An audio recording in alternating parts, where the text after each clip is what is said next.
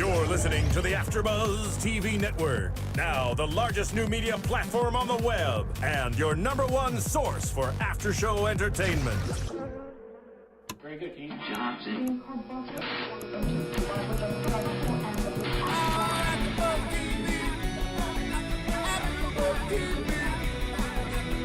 From the AFTERBUZZ Studios in Los Angeles, California, presented by Maria Menounos and Bing.com, and streaming live thanks to Akamai Technologies. This is AFTERBUZZ TV's The Celebrity Apprentice After Show. We'll break down tonight's episode and get you all the latest news and gossip. And now, another post-game wrap-up show for your favorite TV show. It's AFTERBUZZ TV's The Celebrity Apprentice After Show.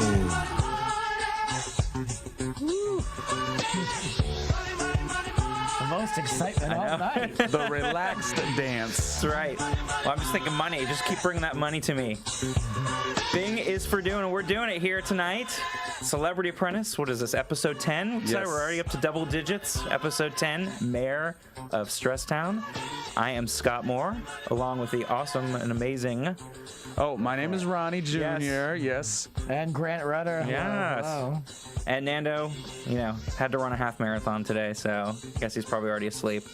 So it's good to have you back, Ronnie. I love the show. Of course I love the show. I like the Celebrity Apprentice.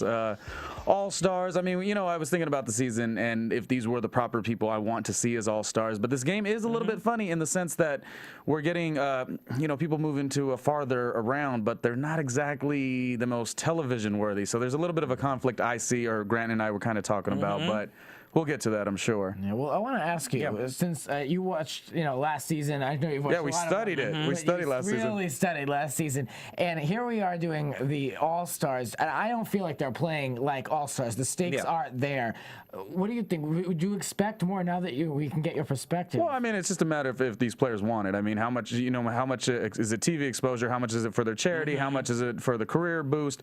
They've already done this. This is it's like any reality show. You got the Big Brother is one of my favorite shows. Also, they go on the first season and they get depicted a certain way. When they go in a second season, they know how this game is played. So I think you get that. So it's kind of maybe an interesting casting process for Celebrity Apprentice. But I personally would have put Aubrey O'Day back on the show, but that's what we were talking about earlier. She didn't make it on this season, obviously. But I love this episode, and we were talking about how on this season they don't always have the payback, I guess it's called, for the charities. But we got to see that with Lil Jon, which I was really excited. What do you guys? Do you guys like seeing that? It's warm-hearted for me every time. I do like seeing it. The only thing is that it's especially one this week, the one a couple weeks ago with Trace going back to the American Red Cross after Sandy, and he was out in the field there and saw where they were putting everything together.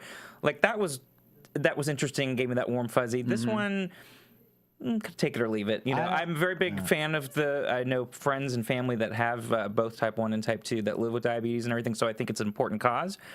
But the whole thing with Lil Jon at the beginning, going to the office and everything, it really just didn't seem like it had any point to me. I don't miss it when I don't see it. Yeah, that's what I was going to say. I don't, because we were just thinking about, it's been a few weeks, so... I think it's kind of fun. Like I said, it's a 2-hour show. We see so much stuff already. Well, that's the thing. 2-hour show. I mean, they stretch it out. And it's always like quirky and goofy when they do it. Or I mean, I guess I would say more lighthearted because we see the quirky goofiness of like Gary and Lisa. So from the previous episode, so we get the feedback or whatnot.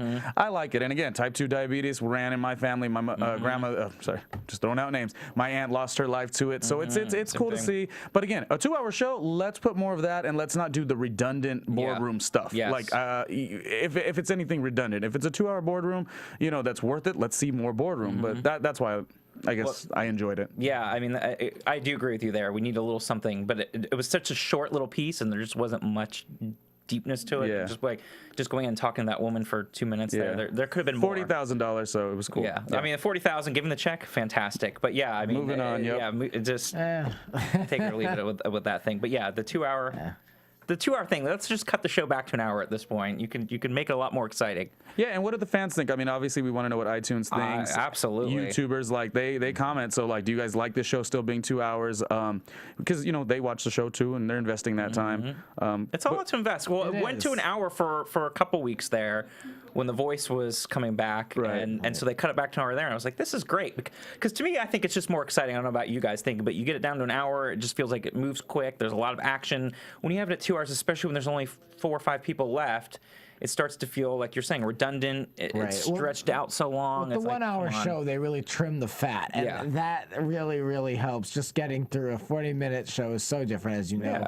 So yeah, I agree with you. I mean, like, let's just try to ramps up the excitement. And now they're gonna have on the 19th of May the big live finale. Yeah. And I assume that will be 2 hours. Oh no, 6 hour show guaranteed. No way, Jose. I was gonna say it could be 3 because they're gonna have to go and ask everybody all these questions live and go back to the old feuds and all of that, and then cut to the footage, and that's such a huge deal that who knows how long that really will be. You're right. It's like a big show. They got like a red carpet practically. I mean, it's becoming the Emmy. So anyway, but I do like this episode. I like that we get to see the Barclays Center, which is awesome. Brooklyn. Brand new, and the Brooklyn Nets. It's their first season there, playing out of Brooklyn.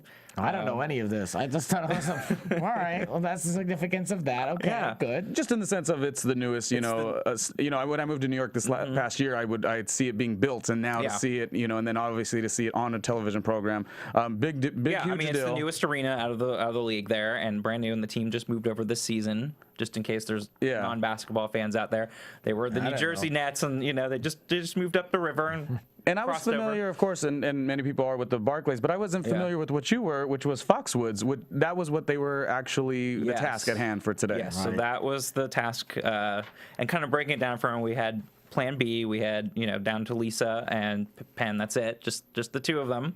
And so Lisa was project manager. Lucky Lisa. Yes, as we've been calling her for the past couple. A team of 1.5 players.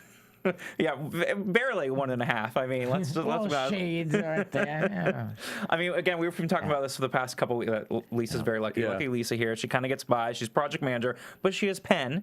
And then over on Team Power, we had Mary Lou as project manager, and they have Little John and Trace, and so it's down to 3 people there, but still 3 against 2. Power and Plan B. What's up with these names though? I loved when it was like teams like Forte and Tenacity, but not Plan B and Power. Anyway, that's just my thought. Surprised.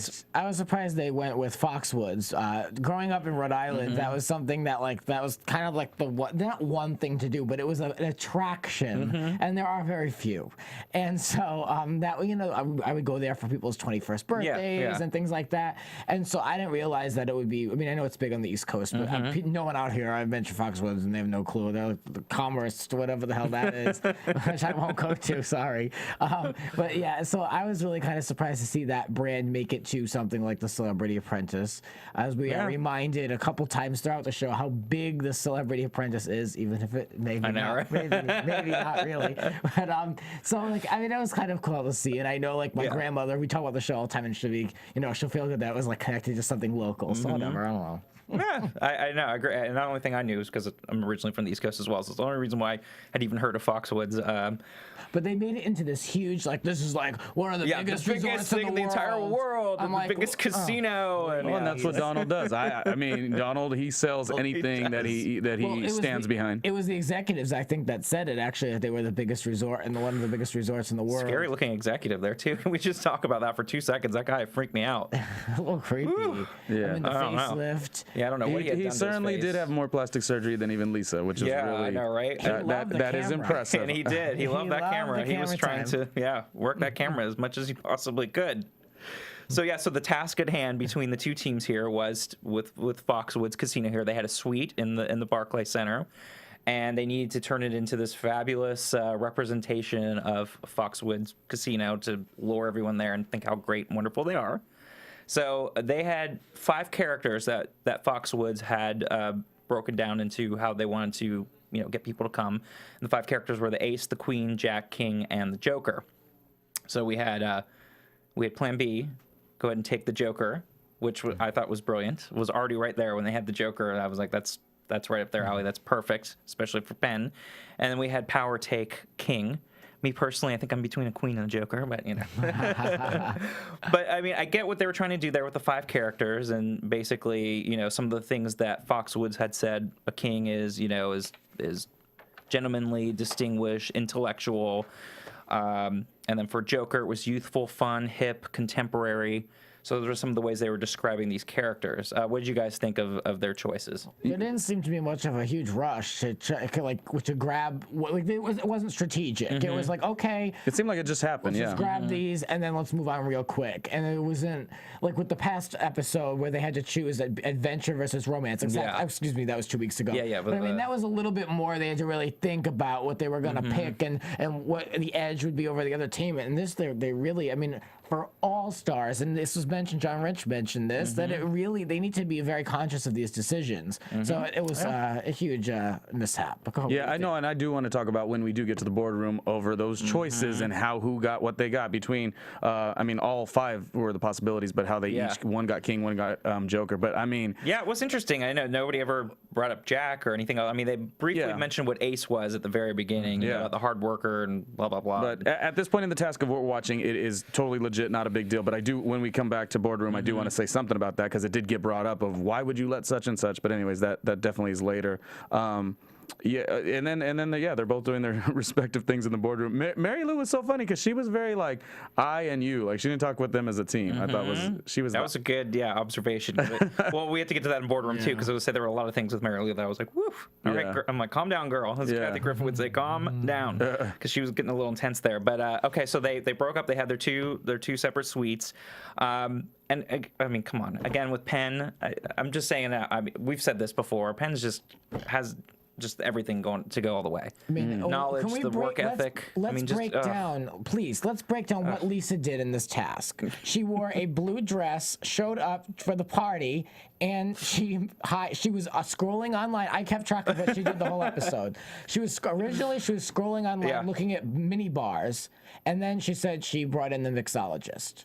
Yes, later on she said she brought in the mixologist. That's it. It's true. I mean, come on, I'm just wondering what Lisa fans what they would think of your comment because there are people. That's what makes the show so dynamic because there are people that No, I'm not saying I think she's great person and everything, but even she would admit it. She even said that if it had to be down to her and Penn, she knows she would lose. I will say I loved her self-deprecating humor in this one. I will say I love that too. I mean, it's kind of like, I mean, here's the thing: to win Celebrity Apprentice and to win at life. How about this? You don't have to always be the most educated person. I mean, there are people that are just have this tenacity, the word I love, to them. And she's maybe not brilliant, but she knows to rock with Penn, and it's working out for her. And I love that she kept making fun of herself. She didn't take herself too seriously. It was kind of beautiful to watch, even if you didn't like Lisa. No, but you're right. You're right. You don't have to be the smartest person to make it to be the most successful. You just have to work the hardest and be the one that's going to stick around. Like you said, that tenacity. But she did endear herself. I'm not hating her. I'm not hating her either. But I'm saying that she's lucky. She's too lucky with this game, and she gets away with too much. Yes, this is getting to me. She's in the top 4. She's project manager and contributed nothing. Yeah.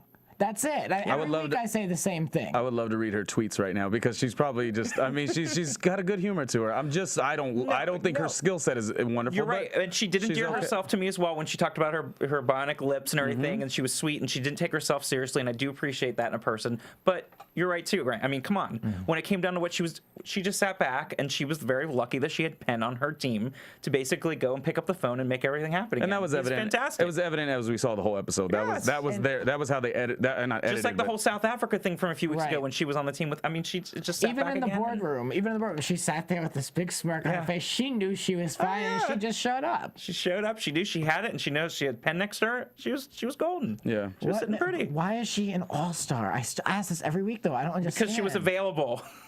And I'm not hating on her. I'm just saying she was available. According to Donald, everyone would want to do Celebrity Apprentice because it's such a hot show. Of course. So I'm sorry, you're incorrect. It's such a hot show that at least I had to There's still scheduling conflicts with everyone trying to fight to get on this hot show. Yeah, she dropped her schedule. Melrose Place 3 gone. Yeah, she was like, I want to be on Celebrity Apprentice. Myself available. And really, she did leave Days of Our Lives, and then this was the next thing she did, and she claims she will not be returning. But I mean, she always, when there's no more work for Lisa, she does tend to return to Days of Our Lives. just goes back and forth, and she hopes to get back a Celebrity Apprentice. We sure have bashed her a lot. No, but Lisa, in a loving way. I speak the truth. That's I know, it. in a loving way. I'm saying my nice perspective. Way. That's yes, it. It's I'm true. just saying it respectfully. But anyways, okay, so that's so getting back on topic here. So so her and Penn, basically Penn put this entire thing together here for the Joker thing. They, Penn. I feel like Penn just knows everybody. He knows everybody. I'm sure he could freaking get the president. He could get the Queen of England. He could get whoever he wants. He just knows everybody. He's got them all on his phone. Yeah. Just calls them up. So we got what was the guy's name? The chef. It's David Burke. David Burke, who actually has a facility at the in Rhode Island. You said was the Connecticut. Oh, okay. But at Foxwoods, so we had a restaurant Which was there. I love those ideas. Lisa Lampanelli tied in. Penn Teller, I love that. So, real tie-ins. So real really tie-ins thought. and fun, and he made it work. And the flute player as well. Yes. Which I was a little thinking, because remember they were going to try to get the original person or something of that nature, but they went. And you know what? I'm so bad right now because I didn't write down the name of the tribe. Did you guys at all? Pequot. It's the Pequot tribe. I had to go on a field trip there. Yeah, so there you go. So she wasn't, and I was thinking the same thing. Like, it'd be great to have the authenticity to have the Pequot.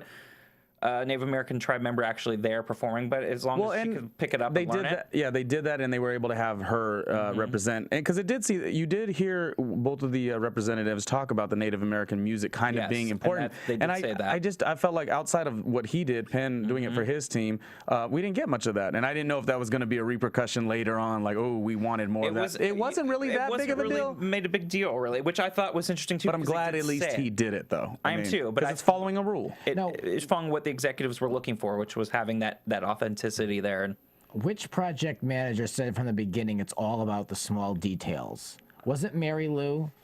She might have said that. I think it was. I think it was her, and she actually lacked the most details of all. Which is surprising because unfair. No, the thing is too is that I would expect her, because she is very good usually at the small details, but we'll get to her in a second. But yeah, she just fell through. There were plastic McDonald's crowns, I believe, on some of the chairs. That's a detail for you. Yeah, so we can go ahead and talk about what Team Power did. Mary Lou was project manager, and they had chosen King as their theme. And so, I don't know. What did you guys think? From the beginning, it just felt like it was a bit of a mess.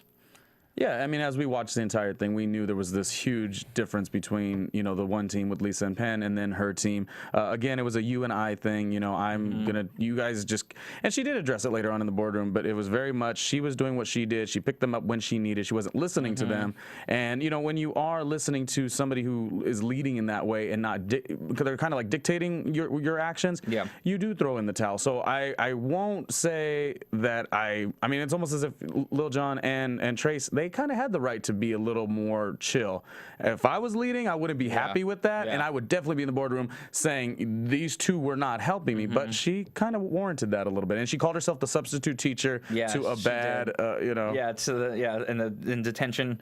They lacked a lot of fire to get anything accomplished. They did, but I feel Trace hasn't for the past couple weeks. No, I mean, Lil Jon was lazy. Yeah. Very, very lazy. He was checked out too. And Trace has been checked out for the last 3 tasks. But he did. We don't want to go to the boardroom yet, but I'll bring that up later. But I mean, I don't know. The two of them don't really want to be there, so it's not that gripping. No, it isn't, because they didn't really seem to care, and then her whole thing, which I thought was just a little bit cheesy. She kind of went on that whole let's do the whole King thing, but then it was let's have the ginormous mirror, so that way you could look at yourself in the mirror. Then it was let's have all the like the McDonald's Burger King crowns on everybody's chair, on these the Burger King crowns and the chairs. I would have much It just came across as cheesy. Well, and the direction was off. Like we didn't really know, even as viewers, what she was trying to accomplish. So if she didn't know in her mind that was going so fast, and they didn't know, that's what we were going to get. And then she did the massage chair. I was totally thrown off by the massage. That thing was kind of weird looking too. He's like standing up above, like giving. It was kind of creepy. Well, they all have their clothes on. They're seated. I mean, and they're supposed to be watching a game, which they did bring up, which is a good point. Right. And then apparently that was her whole thing, that whole chess thing. Like she never even talked to Trace or Lil Jon about it. She just threw it in there. So she was that type of leader, yeah. Yeah, because they even said they had no idea that she had put the chess in there. Did you notice they were playing chess on paper, like a printout? It was like a wasn't even a printout. real board. That's details right there. I know. It was like plastic pieces and everything. I thought they were gonna get like, if they were gonna play chess, like they would get like those Get that large fancy, size. get that marble, chess table there, they and could go even all out, Well, they could even do more of a fun thing with getting like the large pieces. You know, you can play them on a rooftop. They have like that. It was on a reality show I worked on as well. I don't know. They have those big, like they're huge. No, I know what you're talking big about, yeah. horses, and they play them. That way, it's a little bit more interactive, more fun. Or if they wanted to cover this intellectual bullet point, they could have had two real chess professionals playing each other and more intensely. Because like it was mentioned, who's gonna win against this professional? So if someone wanted to engage and watch a game of chess, not me, but you could do that. You could watch two professionals, and at least that would be something, like more interesting, high stakes for people. Yeah. I'm not gonna sit down and play chess. No, while At you're a at party. a party or while you're there over or at when I'm home a alone. box, And as it was like said, overlooking I don't the play chess basketball on the game. computer. Yeah. No. No. A lot of space was taken, and yeah, it a lot wasn't of the space was element of taken what up. they wanted. I still would have liked somebody, going off the Native American, like with the music or some kind of dance would have been cool. There's another option you could go heavy on the king thing a little bit more. Those were some options that I thought maybe they could have went through. But it is it is a little bit of a challenge which angle you go. It is. But I do agree with them describing as theatrical because it did feel to me cheesy. It didn't come across as just I don't know, not authentic or just. Now, would Little John in a king costume help things or hurt things with being the cheese factor, with having the cheese factor, having the theatrical? Listen, anything point? you do, I feel like if you can commit to it and throw it out there nicely, you could at least stand behind it. So even if he would have done that, we don't know necessarily if it would have been sold properly because you now will have an element of there's a massage chair and there's a this and there's a that. So you could stand behind pretty much anything, but it may have not worked just throwing him out there. And then didn't he say later on that he got the costume on his own? So they were just all over the place. Yeah, these they three. were not really not gelling very well there. And Trace was supposedly responsible for entertainment. Originally, he was trying to get Dolly Parton. That was the other thing we had going on. We had a weather issue going on. There was a blizzard and had a ton of snow, so it was hard getting people in and out. So couldn't get Dolly Parton. So we got Hunter Hayes, who was in town, who was the young artist. I think he's like 20-something years old and won the CMA New Artist of the Year. So that's who he brought in. And then over again, like we were saying, over with Penn on Plan B, he was able to get his partner over there. He was able to get Teller. Right. Barely. Again, through all the weather delays and everything, but he made it and everything. Yeah, I give that guy credit. San Francisco, Pittsburgh drive. I give him a lot of credit. He did what he had to do that. to get there, and he got there. So, and again, I just think Penn's amazing. I was just so makes it confused. happen. I was asking you guys, like, I didn't understand where the Hunter Hayes thing tied in. I was wondering why he was there, not necessarily like it's a bad thing, but if we go that route with Trace, why can't we go the route of Little John and one of his contacts? Well, that's what I think exactly was the thing, is that there was really no point. Sure, it was great. He was the young best new artist of the year, CMAs or whatever. But you're right. He had no point, no tie-in. I mean, if we're gonna go, are we wrong? Like you, iTuners and YouTubers, please tell us. Like, I didn't think that there was a connection, but would Dolly Parton have made a connection as well? I'm sure she's played there maybe a couple times. I'm sure she's played there. But the point is, and the point is, you can have played where at the. Maybe she's played at Fox. I can see maybe playing at there. the Wolf Den or something. I don't know. But we know that this Hunter Hayes has not played at the Foxwoods. Well, he's too new. He's a new. But that's what I'm saying. So, if we're just throwing out random people, why don't we go with like Little John's contacts? Maybe he could, I'm sure he could get somebody to get Jay-Z there who opened up the Barclays. Like, come on, like we can really, if we're just doing random people that don't connect to Foxwoods, that was what threw me off a little bit, and that is just like a tribute to their sloppiness of the entire task.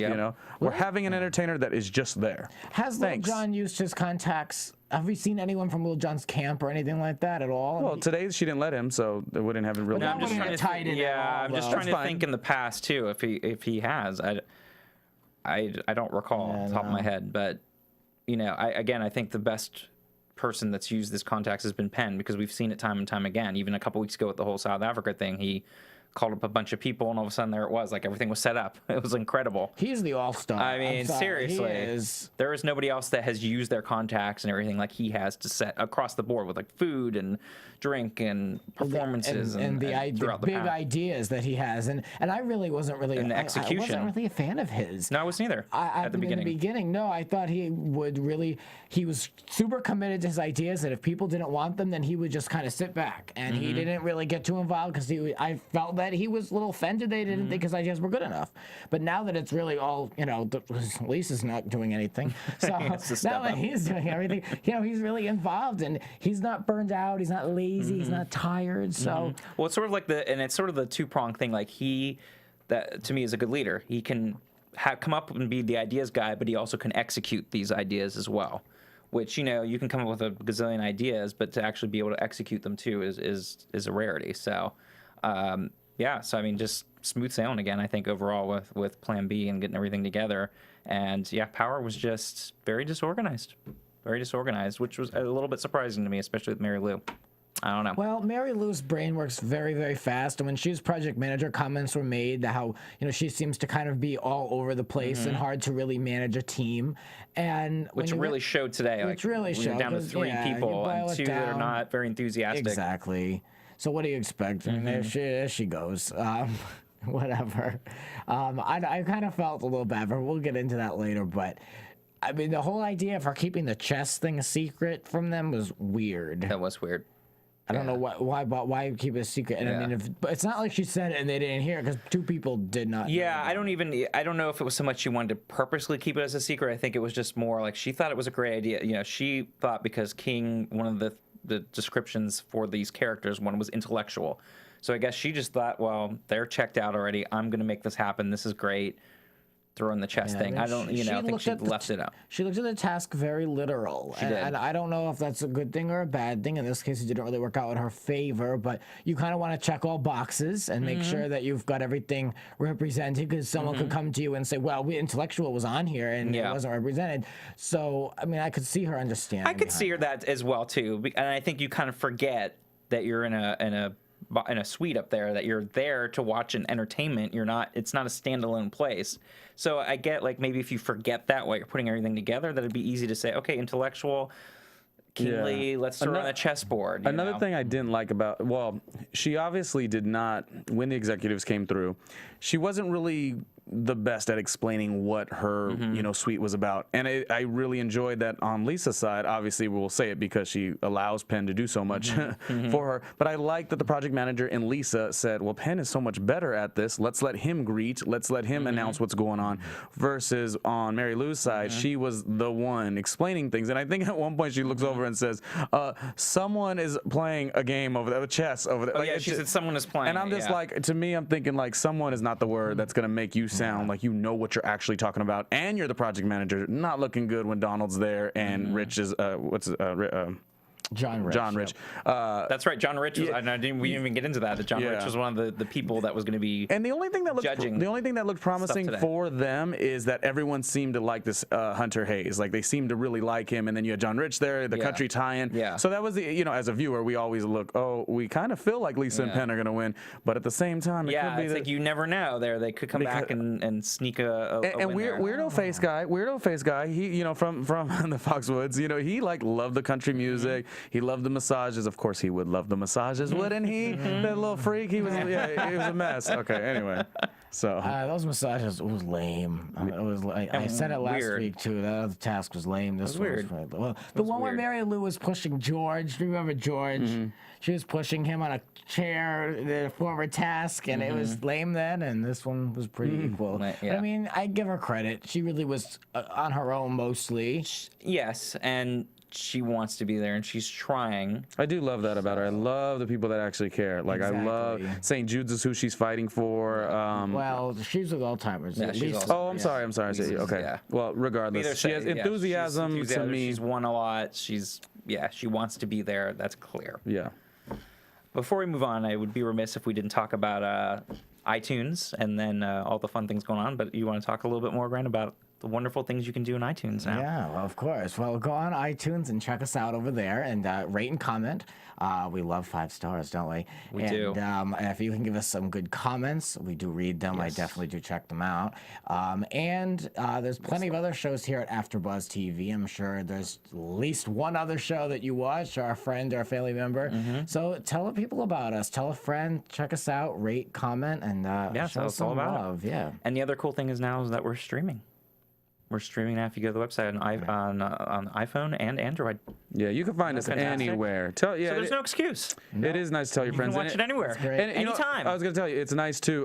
Today, even in my little social setting that I was at, we're talking about television programs, and like I'm thinking like this is almost like a real legit situation where everyone's drinking and just dinner and talking about television programs and doing commentary. So it's what you do anyway. So just do it with us and be interactive with us. We definitely appreciate all that. You can find us anywhere now, streaming on our wonderful iPhone. We're like water cooler talk type deal. You gotta love it. Okay. Absolutely. And moving on now, my favorite part, the boardroom. Dun dun dun. That's where it all comes down to is the boardroom. So we heard pretty much. What did you guys think from the very beginning there? It was like the fastest. Already, Mary Lou was defending herself. Like it didn't even. And if I'm sitting in the boardroom, I'm thinking I'm not going to take the bullets just yet till they start coming at me. But she did. She did. That's what I was going to say too. It already felt like they knew that they were on the losing team because they all got very defensive at the beginning between Trace. Well, she brought that out because she said something like, "I think that happened." In my opinion, I think that happened because she said, "Oh, I'm really quick at spotting my team's weakness. What was it? My strengths and weaknesses." So before she could finish that sentence, Donald's like, well then boom, what's his weakness? And she actually didn't have that answer, which threw her for her mile a minute mind, and then it got a little chaotic. But the two guys weren't really like combative back though. No, Lil Jon. They weren't combative, but it felt like Trace. They were already in there. They had this negativity. Like it already felt like they knew they were on the losing end. Nobody felt very because I think didn't they even say about Trace like not seeming confident, or was that another? Yeah, no, last week. No, it was true. He didn't feel confident in any of the decisions they made with the ideas, and he just sat there. And when he defended himself, he said exactly as many words as he needed to say, and not a word more. Well, he wanted to prove he was a notch above death, and that's all. Which was a quote from Mary Lou. That was a quote from Mary Lou, and that's how we got the name of the title here for the show. Was Trace ended up saying later on that she kind of loosened it up a little bit, and then she snapped back to be the mayor of Stretchtown. Yeah. That's where we got the thing. So they had a good little back and forth, some good quotes there from them. To the point where he like got on the ground even. It was just kind of like a little funny, goofy little. Yeah. But the boardroom was interesting, and seeing Lisa and Penn sing, it was in a I Adore You fest. Like they just both. Well, he's wonderful, she's wonderful, wonderful. Yeah, so, they went right in feeling very confident, and you could see it from the other team too with Power, with Mary Lou and everybody. Just they weren't feeling very confident right off the bat. So you already had a pretty good idea of how this was all going down. And Penn, going back to him, he's the smartest one in the boardroom because he doesn't really throw anybody into the bus. He's so diplomatic in the way he says it. Everything. Like he has in the past. Even with tough Gary questions. And everything else. I give him a lot of credit. He knows how to maneuver that boardroom really well to the point where Trump doesn't really hold his feet to the fire with anything. There's definitely a respect thing between the two of them. Yeah, there definitely is, and you're right. He's very good about not speaking too soon, just kind of letting it happen there. He's not unlike Mary Lou here today, which I just thought was kind of a disaster with it. But we've seen it in the past before too. We've had project like I've seen with Little John when he was project manager a couple weeks ago. I didn't think he did a very good job either. So. It was interesting. So but she just, to me, just felt like right away it was all about how fabulous she was, how fantastic she was, how great she was, and it was kind of everyone else's fault. She was fantastic, yeah. Yeah, she even said, oh yeah, I was fantastic. I am fantastic whenever Trump was saying about how much he liked her. The drowning in the water moment was when she kept talking about when one question was asked, she would bring up, well, in these 7 tasks, and she was going like the whole history, and he was like, Donald and the other guys were just trying to ask one simple question, so that's where you knew it was kind of off for her. Yeah. Whenever you have to recount all your previous success, it's never successful. Even when she said how much money, Lisa, how much did you make? 400,000. How much did you make, Mary? 50,000. And like she didn't just say the word, young lady, say it. 50,000. Keep it moving. Exactly. Don't keep taking the bullets. and she did. You know? I know, and that's the thing, and that's one of my big pet peeves too. It's like, just take the responsibility. If you're the project manager, take the responsibility. See, I was okay with it. I was okay with her kind of going back and forth and really just fighting for her life, really, in certain ways. I know it wasn't very structured and very organized, but she had to do it. And I don't think someone like her wouldn't just take it. You know, someone like her wouldn't take it laying down. She had to.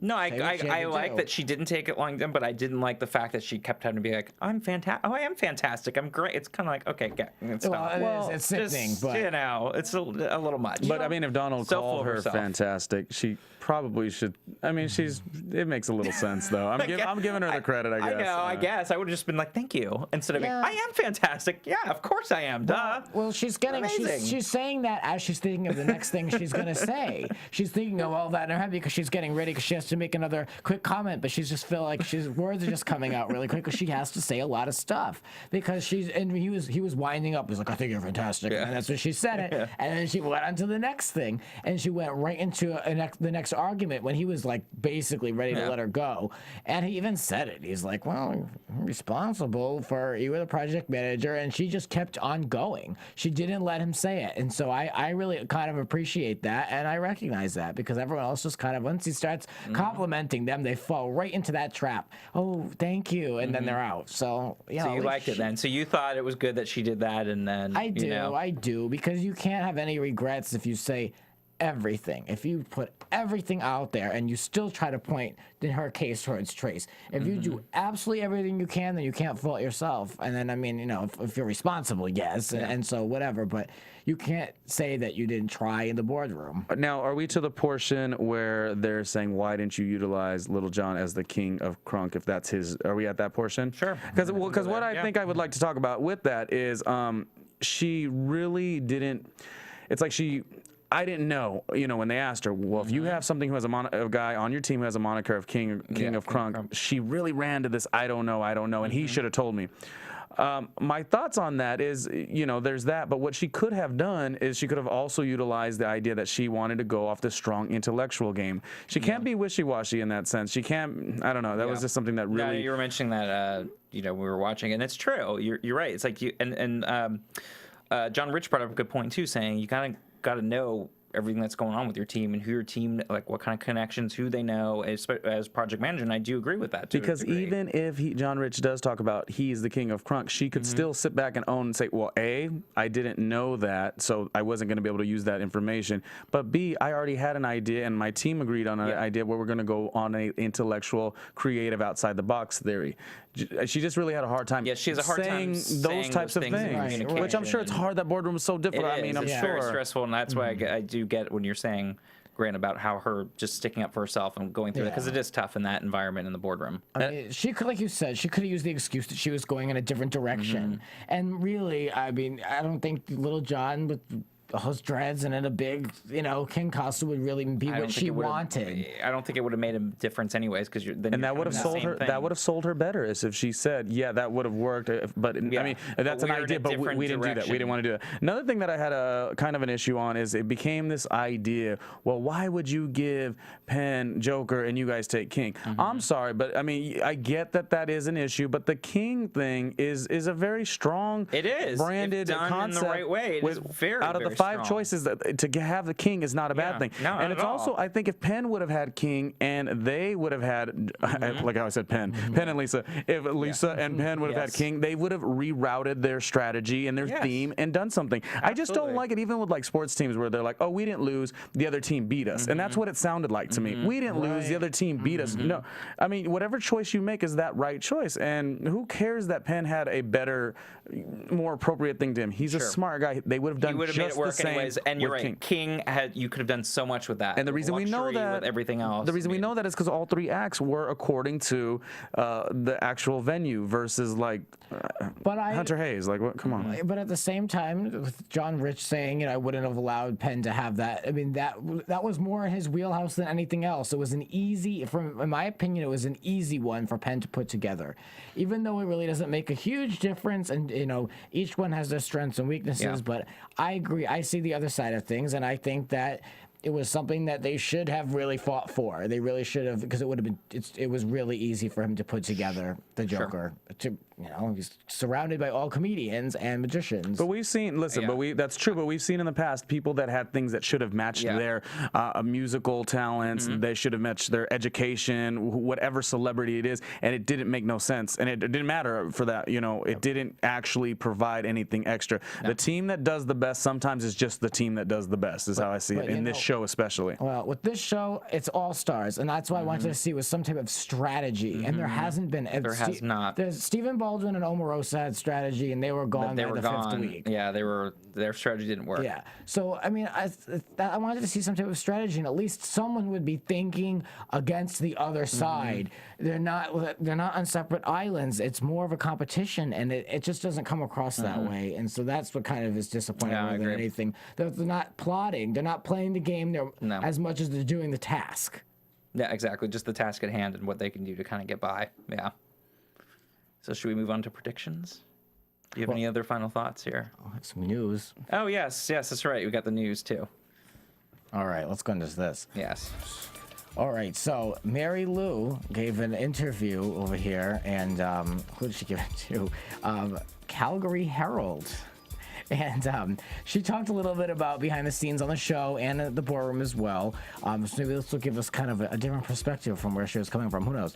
She says, there's so much that happens on the show that no one sees. They might design the stories so that the audience gets to see a certain beat, but you don't see the strength of a Joan Rivers. It is a television show, first of all. It is a competition. You have a lot of strong personalities. You have people who are fighting for their charities. Everyone is trying their personal best. We're working under very difficult circumstances, which you don't see. A film crew follows you everywhere you go. You can't work on any other tasks at home. Okay, I mean, sounds about right. It's a reality show. A film crew follows you everywhere. Yeah. She says the boardroom is crazy. It's probably 10 times longer than what you see. Mr. Trump goes through each person. He talks to all of us. He says, who do you think should be fired? Who do you think is the weakest player? It is extremely stressful. It is wild. But Mary Lou says that it is her favorite part of the show. I don't know about after tonight. Yeah, right? When did she actually do that interview? Because, yeah, I don't think after tonight's episode you would be feeling that way. Now, the Twitter sphere has been busy with Donald. What do you know? What gosh, I know.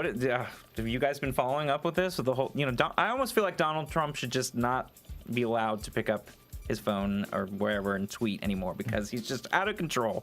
He had a couple of feuds this week. One with Jon Stewart, who had called him effing Von Clown face, or there was a whole back and forth with that.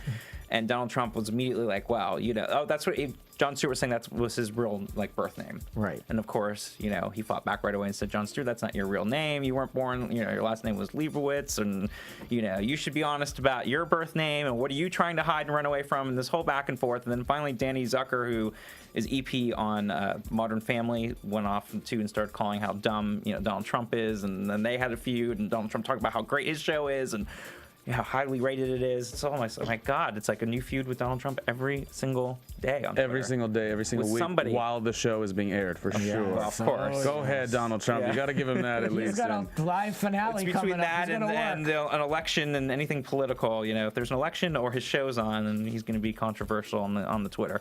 That's for darn sure.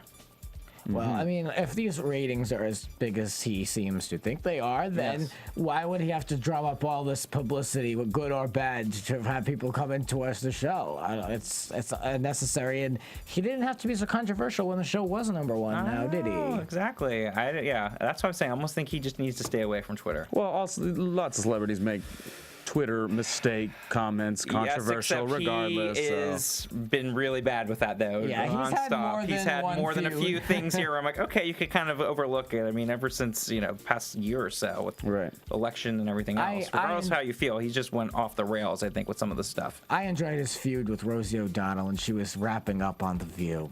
Those are the good days. Those were the good days. When he would just call her a fat pig, like awful.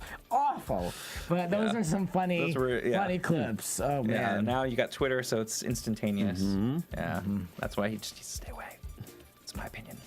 Yeah, please. Yes. All right. Is that the end of the news? Yes, end of the news. Let's wrap up the news there and go on to predictions. And now, your AfterBuzz TV predictions. All right, predict something. Well, we do know. Well, one prediction. Boy, our engineering room is just amazing with the Anna Koppel over there. I just want to say that first. But AfterBuzz always growing. Wonderful, wonderful, wonderful. I will say, let's see. So we know that they're gonna come right back in the boardroom. They made it on the little teaser that it was going to be such this interesting thing, but he's done that before, I feel. So no. Yeah. And I do feel like Trace might be one that is going to get to go, and fireworks Yeah, wise, Lisa did fingers crossed like she did in today's episode. I don't know. and then was it cheating of me to like really like watch on the DVR to like make sure? It almost seemed like you could see the players that were still in the game. It was a little odd. Little, but I don't know. Yeah, they do that too to kind of throw you off, and you don't know who's going to be. So there, I took them too literal. Yeah. I don't know. Well, see, they had Lisa in a trench coat standing outside. Wait, And it was a wide shot, and she was expressing her feelings towards a certain task. I don't know. I don't know. We'll But I see. mean, like, is Penn not going to be in the final two? Let's be real. Gotta be. He's got to make it all the way. I say Trace is out next week too. I think Trace is gone. Hey, favorite part of the show was when Teller did that amazing magic trick. Pulling out the needles out of his mouth after swallowing. It freaked me out. If nothing sold Foxwoods, that sold Foxwoods. No, I mean it was entertainment, but it freaked me out. Like my throat hurts thinking about it. I've been to Foxwoods. They don't have needles coming out of anyone's throat. Don't bother. Oh, and what about Lisa Lampanelli's comedy? What did you guys think about that? Just wrapping it up. Not as good as Kathy Griffin, but okay. Very Lisa, very Lisa. But it is Lisa. Why did she talk about being so skinny and anorexic looking? No, it would have been nice to hear about it. Does she have the star bobblehead Jones look going on? Yeah, definitely. A little bit. How does she not work that into her act? It's the first thing people look at. Come on now. Yeah. Step it up, Lisa. I agree. Now, where can we find you guys out in the world? Go ahead, sir. I'm on Instagram at Grant Michael R. Just Instagrammed a photo tonight. Yeah, Look so at you can that. check it out, guys. Oh, yeah, he took a picture of himself. Okay, awesome. Yeah, I'm on Instagram and Twitter. It's at Ronnie Jr Media. That's JR. But everything could be linked to my blog, which is randomlyronniejr.com. Pretty simple. And I'm a huge fan of AfterBuzz and Marissa Serafini. That's it. Okay. All right. And you can find me at SMan80, SMAN80, if I could spell, and also on Defiance AfterBuzz on Monday evenings. Have a great one, guys. Bye. From Bing.com, executive producers Maria Menounos, Kevin Undergaro, Phil Svitek, and the entire AfterBuzz TV staff, we would like to thank you for listening to the AfterBuzz TV network. To watch or listen to other after shows and post comments or questions, be sure to visit AfterBuzzTV.com. I'm Sir Richard Wentworth, and this has been a presentation of AfterBuzz TV. Buzz you later, Donald Trump. The views expressed herein are those of the hosts only and do not necessarily reflect the views of AfterBuzz TV or its owners or principals.